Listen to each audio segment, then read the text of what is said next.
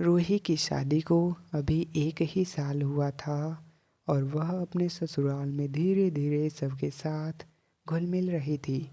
मगर घर में एक इंसान था जिसे वह शुरू से बहुत अलग महसूस करती थी। उसका देवर शमीर। समीर की आंखों में एक अजीब सी गहराई थी, एक खामोश सा दर्द और एक मासूमियत जो उसे बाकी सबसे अलग बनाती थी। शादी के बाद जब रूही पहली बार मायके जाने वाली थी, तब समीर ने ही सबसे पहले उसके लिए बैग पैक किया था, उसके पसंद के स्नैक्स रखे थे और जाते समय उसके कदमों को रोककर बस इतना कहा था, भाभी अपना ध्यान रखना। उस एक वाक्य ने रूही के दिल में उसके लिए एक अनकहा एहसास जगा दिया था। वक्त बीता, घर की जिम्मेदारियां बढ़ी और उनके बीच की दूरी भी, पर यह दूरी सिर्फ बाहरी थी। दिलों में दोनों के बीच कुछ ऐसा चल रहा था जो किसी को पता नहीं था। एक दिन रूही तेज बुखार में बिस्तर पर पड़ी थी। घर के सभी लोग किसी काम से बाहर थे, सिर्फ समीर था।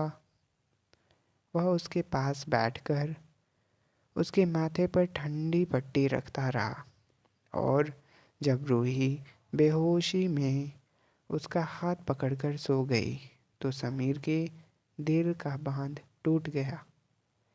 उसने पहली बार महसूस किया कि वह उससे सिर्फ घुल मिल नहीं रहा, बल्कि धीरे धीरे उससे टूटकर प्यार कर बैठा है।